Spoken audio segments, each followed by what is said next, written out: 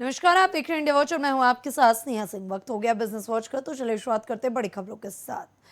जहां business watch में बड़ी खबर सामने आ रही है, बता दें कि स्मॉल कैप और मिड कैप में बीते कारोबारी हफ्ते में अच्छी खासी तेजी देखने को मिली। खासकर स्मॉल कैप सेगमेंट में जोरदार और व्यापक रैली रही, जहां कई शेयरों ने भी 20% से ज्यादा का रिटर्न दिया। इस तेजी में गुजरात मिनरल डेवलपमेंट कॉर्पोरेशन सबसे आगे रहा, जिसमें करीब 22% की उछाल है।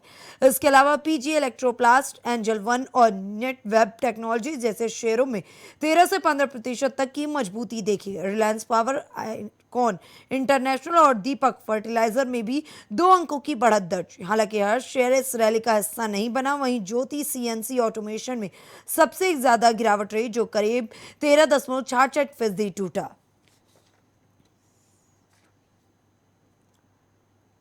ओला इलेक्ट्रिक में एक अलग ही चमक देखने को मिल रही है। हालांकि बता दें, ओला इलेक्ट्रिक हमेशा से अपने शेयरों को लेकर के चर्चाओं में रहा है।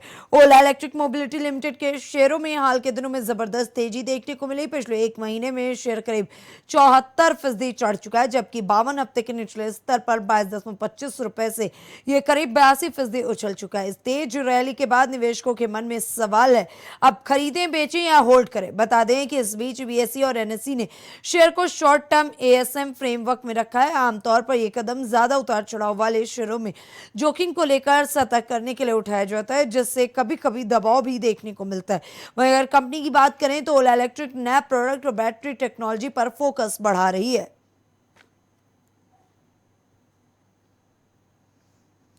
2026 की शुरुआत ही टेक कंपनियों के लिए कुछ अच्छी नहीं रही और एक बार फिर से टेक कंपनियों में छटनी से जुड़ी बड़ी खबर सामने आ रही।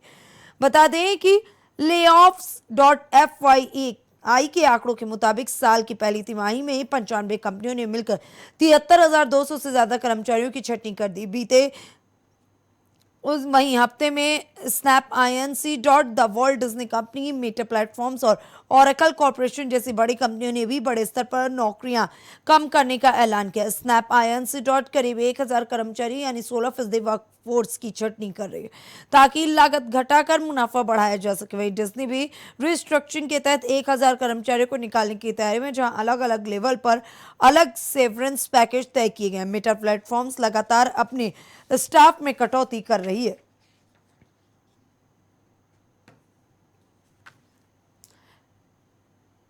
इनकम टैक्स को लेकर के आमतौर पर लगातार कुछ ना कुछ बदलाव देखने को मिलते हैं। वहीं नए टैक्स रिजीम को लेकर के बड़ी अपडेट सामने आ गई है।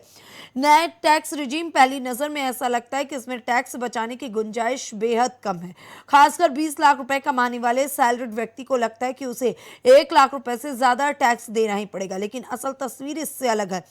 दरअसल नए टैक्स रिजीम में छूट खत्म जरूर हुई है, लेकिन कुछ स्मार्ट कंपोनेंट्स के जरिए टैक्स बचाया जा सकता है। यहाँ फोकस निवेश पर नहीं बल्कि सैलरी स्ट्रक्चर पर होता है।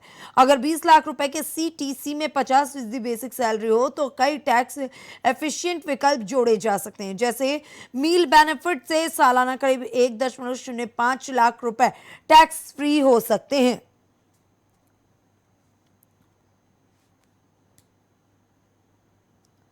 लगातार जारी रहे तनाव के बीच में एक बार फिर से शेयर मार्केट से जुड़ी बड़ी खबर सामने आ चुकी है। पिछले हफ्ते पश्चिमी एशिया में तनाव कम होने के संकेतों के बाद भारतीय शेयर बाजार में जोरदार तेजी देखने को मिली। पूरे हफ्ते बुल्स का दबदबा रहा, जिससे निफ्टी 50 में करीब 3.2% और सेंसेक्स में 1.5% की बढ़त दर्ज हुई है। बता दें कि इस माहौल में कई ब्रोकरेज हाउस ने भी अपने टॉप स्टॉक्स पिक्स जारी किए। ग्रो पर बैंक ऑफ अमेरिकन सिक्योरिटीज ने बाय रेटिंग देते हुए 235 रुपए का टारगेट दिया, जिसमें मजबूत रिटेल इन्वेस्टमेंट ग्रोथ की उम्मीद है। वहीं हीरो मोटरकॉर्प और मोतीलाल ओसवाल ने 6,205 रुपए का टारगेट रखा है, जिससे ग्रामीण मांग और एक्सपोर्ट से ग्रोथ दिख रही है। साथ ही विप्रो पर नोम्यूरा ने 250 रुपए का टारगेट दिया, जबकि जेएसडब्ल्यू एनर्जी पर 614 रुपए का लक्ष्य रखा गया है। एलआईसी हमेशा से लोगों को अपनी नई नई पॉलिसियों को देख करके एक अच्छी खासी सौगात देता है।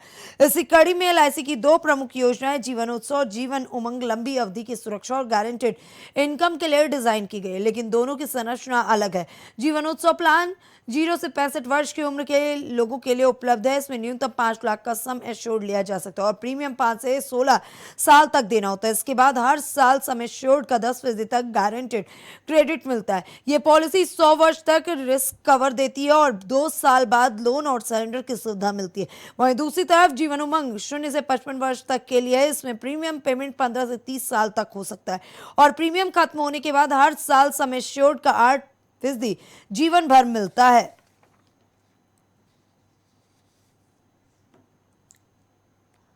निफ्टी से जुड़ी बड़ी अपडेट सामने आ गई है। बता दें कि बीते हफ्ते में निफ्टी की जो रफ्तार रही वो धीरे धीरे आगे बढ़ती नजर आई, मजबूती वापस हुई है और 24,350 के ऊपर बंद हुआ।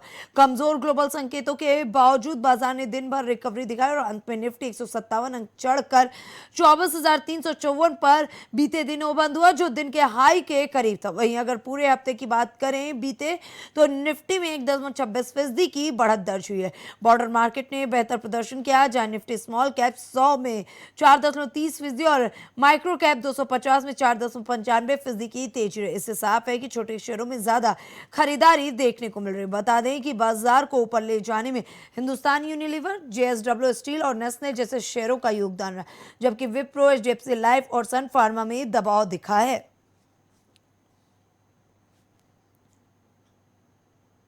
अमेरिका और ईरान के बीच चल रहे युद्ध के मामले में अब सीज फायर की खबर ने एक बार फिर से मार्केट को थोड़ा सपोर्ट दिया है।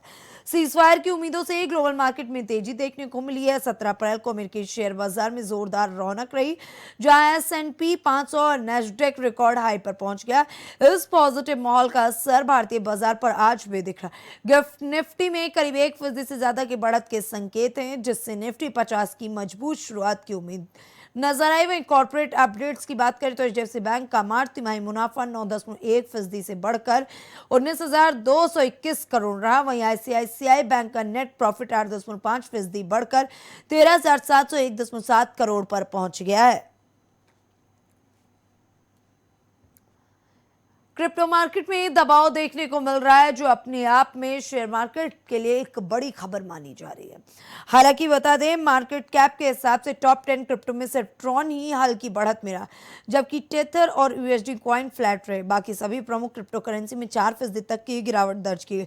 सबसे बड़ी क्रिप्टो बिटकॉइन भी दबाव में रही और 2% से ज्यादा गिरकर करीब 75,442 डॉलर पर ट्रेड कर रही है। हालांकि इसकी मार्केट डोमिनेंस 59% से अधिक बनी हुई है, जो इसकी मजबूत स्थिति को दिखाता है। दूसरी बड़ी क्रिप्टो इथेरियम में भी 3% से ज्यादा की कमजोरी देखने को मिली। पूरे क्रिप्टो मार्केट की बात करें तो पिछले 24 घंटे में ग्लोबल मार्केट कैप 2.71% घटकर करीब $2.54 ट्रिलियन पर आ गया। साथ ही ट्रेंडिंग वॉल्यूम में भी 33% से ज्यादा की गिरावट दर्ज की गई है, जो निवेशकों की सतर्कता को दर्शाता है।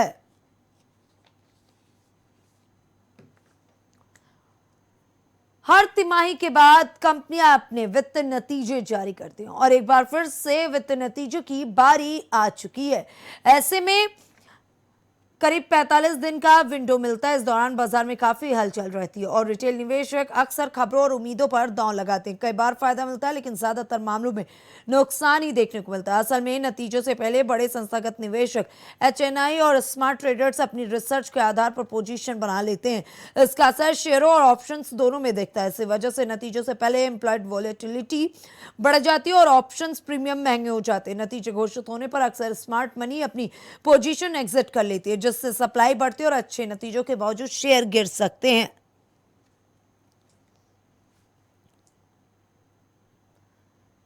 प्राइवेट बैंकों में यस बैंक ने अपने नतीजों को जारी कर दिया, जहां शानदार बढ़ोतरी देखने को मिली है। प्राइवेट सेक्टर की यस बैंक ने जनवरी-मार्च 2026 तिमाही के दौरान शुद्ध मुनाफे में 44.7% का इजाफा किया, जो 1078.42 करोड़ तक पहुंच गया है। पिछले साल इसी तिमाही में यह आंकड़ा 738.12 करोड़ था। बैंक की कुल स्टैंड अलोन इनकम 9,381.07 करोड़ रही, जो पिछले साल 9,355.39 करोड़ थी। यानी इसमें कोई बड़ा बदलाव नहीं हुआ। बैंक की ब्याज आय 7,650.90 करोड़ रही, जबकि शुद्ध ब्याज आय में 16% की बढ़ोतरी हुई है और ये 2,637.7 करोड़ तक पहुंच गई है।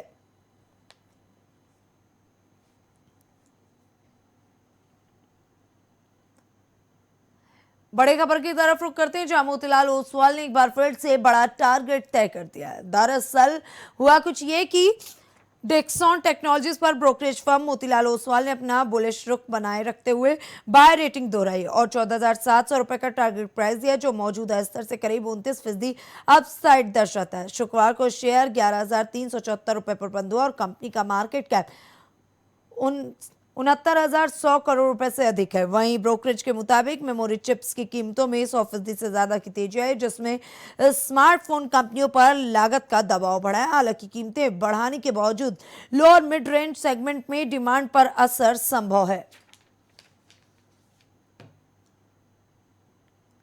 फिलहाल बिजनेस वॉच में बस इतना ही। देश दुनिया की ऐसी तमाम बड़ी और अहम खबरों को देखने के लिए बने रहें इंडिया वॉच के साथ।